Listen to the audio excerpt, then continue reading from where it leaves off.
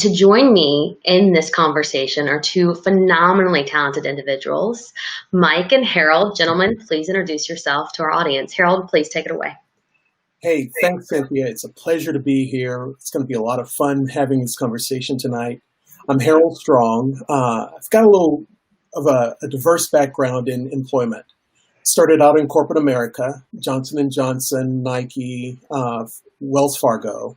And then I got the bug to go into private company. I'm an entrepreneur now.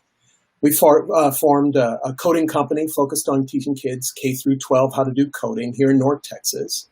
And I also have a nonprofit focused on growing life science in North Texas, Medical Innovation Collaborative. So very excited to be here to discuss the whole concept around workforce, application, being a candidate. How do you prepare for that? How do you position yourself for success and to grow with the company that you're interviewing for? So I'm looking forward to the discussion. Thanks for the opportunity. We're thrilled to have you. Mike. Hey, I'm just, you guys are two awesome people to hang out with. I can't wait to hear the feedback from the group. I'm Mike Minoski. I'm a career leadership coach. I hold a number of roles, but some of you are on the call may know that I co-lead programs in job search at the Wharton Executive MBA program in San Francisco with Steve Hernandez, good friend of mine. I'm also the director of coaching for Hire Club, a 33,000 member community on exactly the topic that we're discussing tonight. So it's great to be doing this. And I'm also private practice. Prior to that, I was a startup founder. I was a hospital administrator. And for 20 years, I was a recruiter in tech, building startups and large companies. So lots of people that I've hired, but I've been on both sides now. And the book really resonated with me, as you know, as the three of us have talked about. So excited to be here. Well, thank you. Thank you. We're so glad to have you. And so with that, why don't we jump right in? You know, when I was reading Pitch Anything, and I think it's important that we really frame this correctly for our audience. You know, yes, this is a selling book, and this is a book written by a gentleman who did a number of deals for a lot of clients, talking, you know, hundreds of millions, if not billions of dollars. And in reading this book, I think the three of us each established that you could take these techniques and talents and essentially use them to pitch yourself. You could pitch anything. Right? And when you're a job seeker or when you're underemployed, which we find is so common, especially in our veteran networks, you know, pitching, framing, status, these are such important things. And to let our audience know, so we're going right to page 94. We decided that was a great point for this conversation. So in the space of framing, Harold, you know, we read about price framing and power framing, intrigue, analyst, you know, as a entrepreneur, as a former, you know, hiring manager and executive, and as a job seeker at different points in your life, how have you handled the power frame? We've all dealt with that alpha that really wanted to establish dominance in the conversation, made it so uncomfortable. You felt like you really couldn't get your interview mojo. How have you handled that? That's an interesting question, and I guess we can answer it pre-reading the book and post-reading the book, right? All right. I like it. Yeah. So it kind of depends on the situation. The way I've handled it in the past is to kind of be distant from that power person, right? They need to have the stage. They need to have the opportunity to demonstrate who they are. If they're a peacock, they need to allow those feathers to be seen, and you need to respect the space that they take. So you listen, you allow them to say what they need to say, but you immediately respond to, here are the skill sets, here's why I'm here, this is why I can add value to the opportunity that you're presenting. And then there's usually another 10, 15 minutes of roaring and, you know, here's who I am, and you walk around showing your peacock feathers, but then you bring it back to the point of, but the reason we're here is to understand how I can add value. So you often want to just counterpunch those opportunities so that you can be heard, you can make a point and demonstrate I can coexist in your world. You're not going to take all the oxygen of this opportunity. I did not drive here. I did not fly here. I did not, I guess in today's world, zoom in here just to hear who you are and why you think you're so fabulous. So that's the way I would have answered it in advance of reading the book. Now, in reading the book, you would counter that with one of the frames, and I guess we'll get into that later in terms of how you would counter that kind of scenario. But to be certain, you would want to maybe be a little confrontational, but in a very safe place of, is there a reason for me to be here? So can I have an opportunity to kind of share the value, the experiences, the opportunity that I have to improve the quality of the company, the department, the division? So you kind of want to stick your chin out so that you can be heard and be expressed, but at the same time, you want to be respectful of the person that you're interviewing with. Harold, could I double click on that for just a second? So when we're talking about, the various frames, I mean, Oren goes into the book to talk about, you've got the price frame and you've got the time frame and all these different frames you can essentially use to break frame, right? And to pull someone kind of out of their power. What's your favorite frame to use in a power frame? So before I answer that, let's understand what the assumptions are in responding to that. First of all, I'm confident enough to know that if I don't respond to the question the way they're anticipating, but I respond as you've asked, I feel like I can walk out and find another opportunity to interview.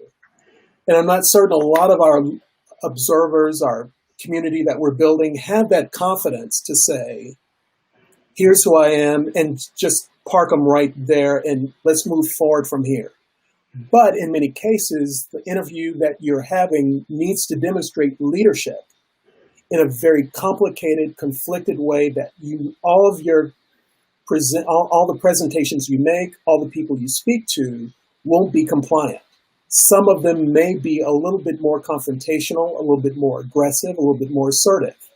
So with that said, some of my favorite frames may be, the prize frame. I'm sorry, I'm here because of a reason. And in my resume, it demonstrated, here are the experiences that I've had. Here are the situations that I've been a part of.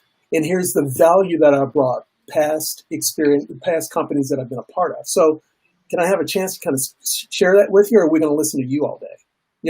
Maybe not that flippant, but you understand my point. So the opportunity is, why am I here? If this is an opportunity for me to get to know you a little bit better, let's have that conversation. But I'm here to talk about this position that was posted that you felt that I was good enough to respond to and to be interviewed by.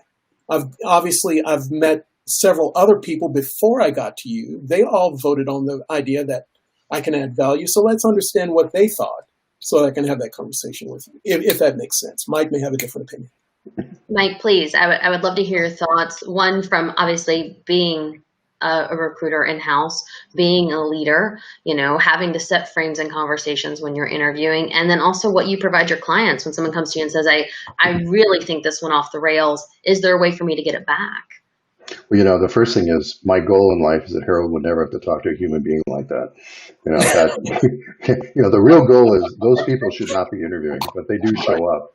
And unfortunately, they tend to be in the C-suite, so that's a little out of my control at times. But I think Harold's sentiment I agree with, which is, to me, one of the great ways to sort of start to pull that back is to say, I want to make sure in the time we have that you get the information you need from me about how I solve problems that are why I came here. And what that does is, all of a sudden, it's the same. It's just a restatement of what you're saying, Harold, which is to get them back onto. Obviously, we're talking because you have an issue. Yeah.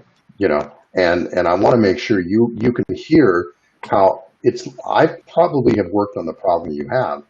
I want to share how we did it and see if it aligns with what you guys' needs are. And I think the way you responded to that, Mike, is really positive and constructive. So for someone to get back on the scenario of being aggressive and expressing their power would be kind of diminished in being brought back to focus of, why are we here? Yeah. So I really appreciate that response. Well, you know what it is, Harold? It takes what you're saying, but it's keeping in the back of your head, you are the better person.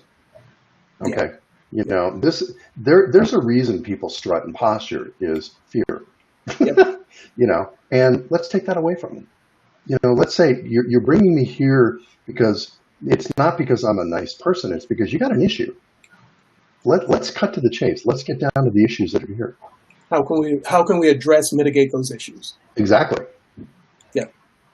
No, I love it. I love it. Gentlemen, thank you so much for your insight on framing. So when we're going through the book, and Oren, he takes us through a myriad of frames like we just chatted about, and we're covering a couple, but there's several listed, and there's different situations and scenarios. One thing I think that I've always heard, as someone who's been a job seeker at different points in times in my career, is that the assessment of you starts well before you make it to the hiring manager. And in the book, it talks about, the beta test and the kind of litmus test of who you are, even when you encounter the receptionist. And Oren essentially kind of encourages people to not play into this preset, pre-canned office stereotype of, quote, nice. Now, how do you get through the door, pitch yourself in an interview, control a frame, land this conversation while still being unique and not playing into the office setup? Harold, how have you done it in the past?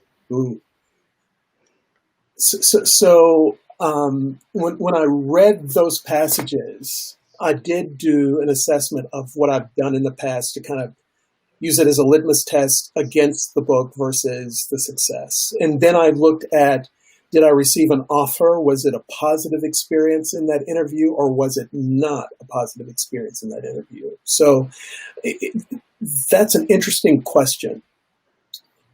The answer, I think, is, so there are a couple of situations where I fell into the trap, right? Because you didn't want to be, and I hope we get to the conversation of who the candidate is and what the preconceived notions are when you walk through the door for the interview.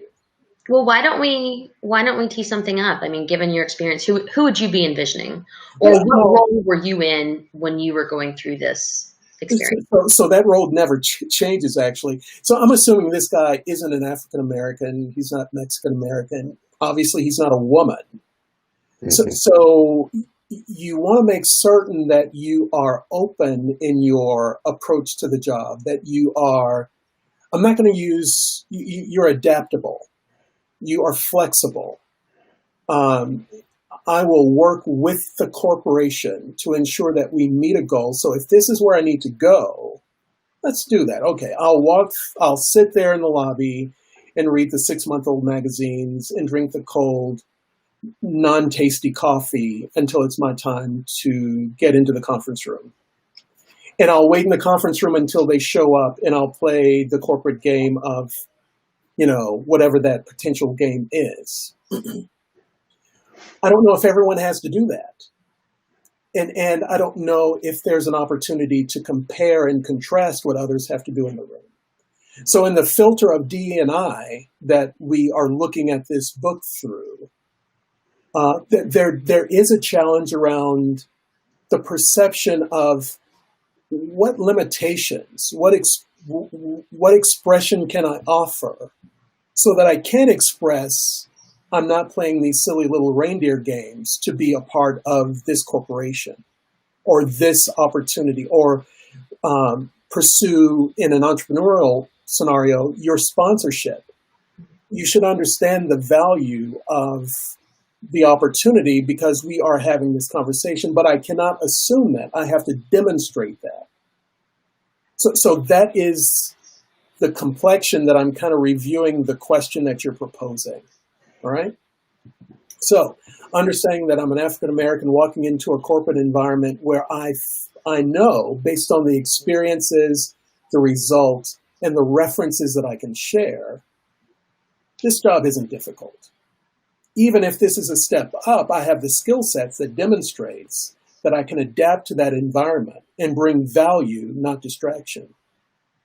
But I don't know who that person is on the other side and what skill sets they have to discern who I am and to determine the skill sets and how the chemistry that I bring will work in that environment, right? So some of the jobs that I've received have been from references who are inside the organization to provide that insight on what the culture of the company is, who the hiring managers are. So I'm not walking in cold. So I can kind of prepare for what that is in a very positive light.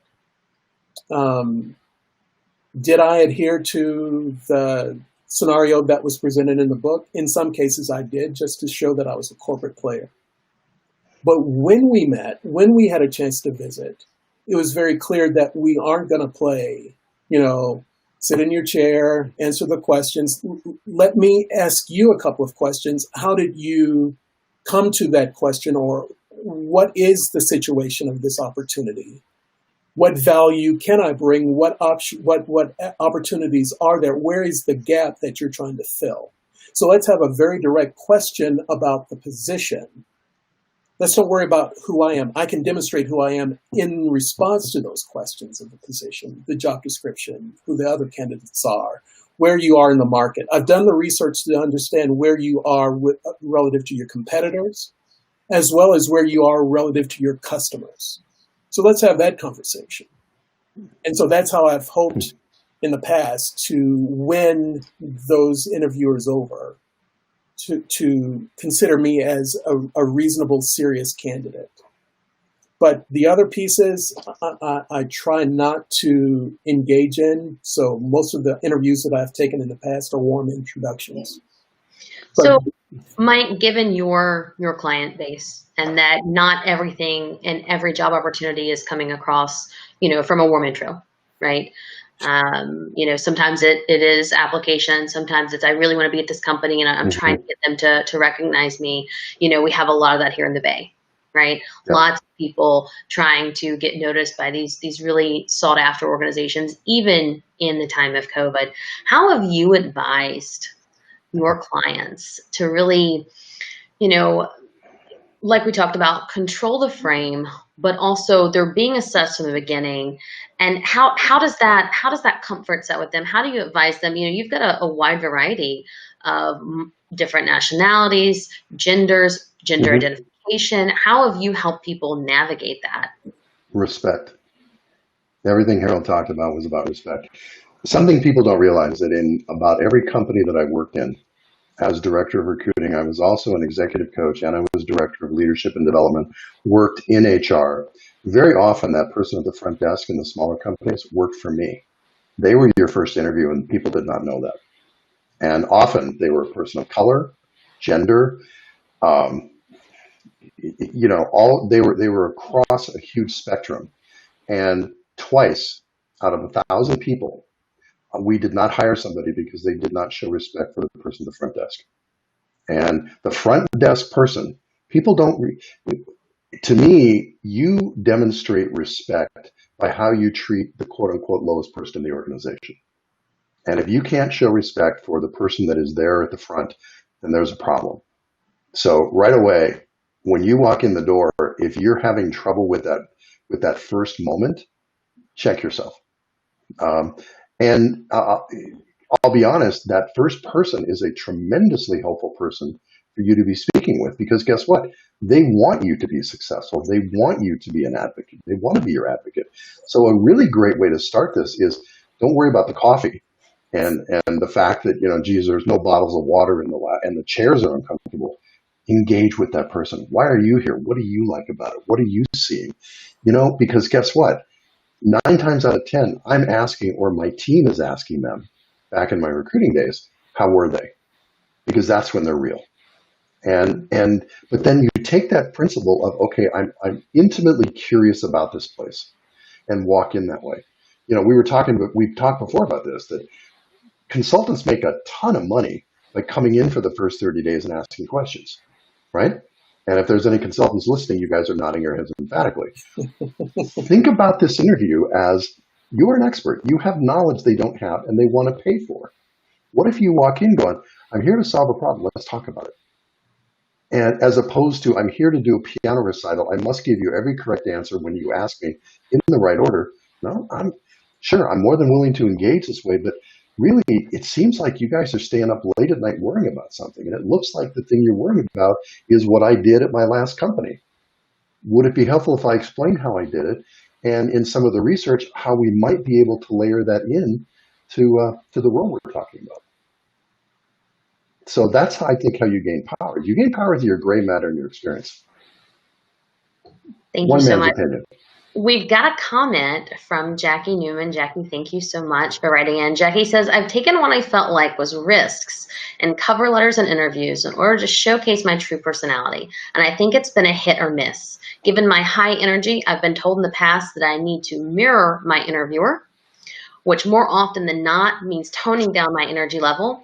How much should we temper ourselves in order to calibrate our audience? So one thing I want to put in here is a caveat, and I shouldn't say one thing, it's a couple of things. Jackie actually makes a really great point here that, you know, we cover in the book, and Oren covers it from his lens, right? As a white man that navigates this world from a position of power.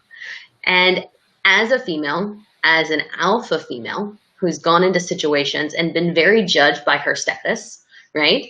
I had a hard time at one point in my career because I was in a city that was very deeply entrenched in family, and I was unmarried. And that was a very big deal for an organization that I joined. How, and Harold, you know, if you'll take it for us, and then Mike, you know, from a client perspective, how do you come in as your authentic self, as your high energy self, right? And not temper who you are, and show and bring the status, right? Oren talks about how you have to present yourself in a status and essentially be an item that companies want to purchase, right? It's either the pitch of yourself or your goods, what have you, that, you know, this wants to be purchased. How do we maintain our authentic selves, come across strong, bring all that we are, yet still maintain a respectful cadence? Because to be honest, the majority of the people I've interviewed with, I couldn't mirror. I didn't look like them. I didn't sound like them. Their experience, their background was not mine. How would we be able to mirror that? And how have you advised in the past? You want me to go first? Certainly. So to me, it's a great question, and thank you for it. I think mirroring is a couple levels. One is, and I'm always a believer of let's clear the elephant in the room. You know, I really appreciate when people say, you know what, I come from you know, my experiences might be different, and by the way, this topic really gets me excited. So if I tend to get, you know, real outgoing about it, just bear with me. And if you tell that to me, I'm with you. And I think most people will. There's also a technique that I use, and a lot of my work in coaching and at work we do, called check-in. Don't give too much give a block of information, but then stop and check in. It's like when you hit the bottom of a slide in a PowerPoint presentation. Before you click, you go, any questions? So this way, you're not delivering this 3-minute oratory and you find out you lost them in a minute and a half. You're saying, I have high energy. You know what? My experiences are unique, but I think you'll find them helpful. Let me go there, and then check in. Is this helping? Am I getting to the things that you need to hear? If you're doing stuff like that, then you're making these small course corrections. But I don't think people should be ungenuine. But I think it's a classic thing of know your audience and address the variance. I love it. I think it's back to what Mike was saying earlier as well. If a consultant is coming online to ask questions for the first 30 days to understand a problem or an issue, an opportunity, very similarly, you can focus your energy around questions. You can focus on about probing, discovery process of understanding what is the opportunity, and you can better then define the value you can offer. If they have an issue with energy, then they may have the inability to control what they're asking, or they may not be the top line hire managers.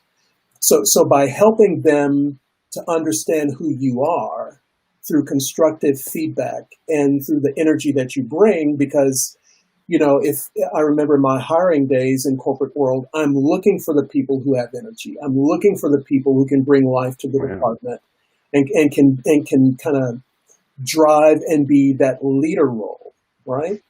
So if they can funnel that, focus that around questions, around the department, around value, around the company, I think that's an excellent opportunity. But I think you're raising such a great point, Harold, to play one more piece there. If you go into that and you do what you just said and what I was saying, and at the end of it they go, oh, okay, do you want to hang with these people? You're auditioning them as much as they're auditioning you. And if there is that huge variance in energy, are these people you want to go to lunch with? No, that's a good point. Yeah. That's a good point. Yeah. I love it. I love it. It brings back, the topic, and this book can really overlay with a lot of different situations in your life. Mike, I'm sure you've pitched yourself and your services to build the client base that you have. Harold, I'm sure bringing in talent to Dallas-Fort Worth, especially in a niche industry like bioscience, you've really had to frame and pitch and control these conversations, because as we know, when we start talking to people, things can weave and maneuver. If there's one thing you wanted our audience tonight to take away from our first section of Pitch Anything, what is it? What is it you want them to remember or think? Maybe it's a self-reflective statement. What would it be? I'll take a stab at it while Mike thinks it through. So, Mike, yours has got to be gold, my man. I'm going to stall. No pressure. No pressure. I think a lot of this has to do with confidence and understanding the product that you're presenting. So if I am not confident, if I am not just absolutely landing that dismount with here's the value that I present or that my organization provides or that the benefit that you'll receive, if there's any kind of confusion around that, this has just been an opportunity to drink coffee together, right? Because if they don't appreciate it, if I didn't explain it well, we have a problem. Similarly, if I'm interviewing for a position and I can't communicate the value I offer or present myself in a confident way, who else is going to do that better than me? So the opportunity that I think is important, and I know we'll get into more of the book next week, but from this perspective of the book, I need to know the product that I'm selling and that I can present it in such a way that it is very clear and understandable and digestible to my audience. Said really well, and I'll just play right off of what you did, Harold. Great comments. To me, the biggest thing here is that level of confidence comes from knowing you can help. It starts there, and if you really believe, and at this point you should believe, if you're interviewing with them, you should believe, okay, I can contribute here, and there's really only two things going on in an interview. You're establishing competence and you're establishing team fit. That's it. There's nothing else playing here. So if you suddenly go, okay, let me take abstract calculations out of it. Can I help? It sure seems like it. And here's how I can help. And if you can explain that clearly, all of a sudden, a lot of stuff just kind of gets washed away. And you hope that as a woman, as a minority, as a person, it becomes less about that. And it's more about, guys, I can fix this, or I can make this better, or I can build this. It's more about that than anything else. Yeah. If they have culture issues, that's not your issue. That's their issue. But by that time, you should be pretty clear that, okay, this is where I can do. This is how I can contribute. That should be your basis of your confidence. Wonderful. Thank you, gentlemen, so much for joining us. As we talked about, this is our first conversation around the book Pitch Anything. Next week, we're going to come back for part 2, where we're going to discuss pitching the big idea. It's going to be at 6 p.m. Pacific Standard Time. That's 9 p.m. Eastern Standard Time. Please make sure to follow us on LinkedIn and Instagram at 99pages Club. Myself, Harold, and Mike were also very available if you would like to connect on LinkedIn or Instagram. We would love to hear from you. If you have any questions that maybe come up after, maybe you rewatch this, we're more than happy to respond. And feel free to drop us a note and let us know what's on your bookshelf. We'd love to know what you're reading. Thank you so much. Thank you for joining us. Have a great night. Be kind to yourself, and you can do it. You can pitch anything.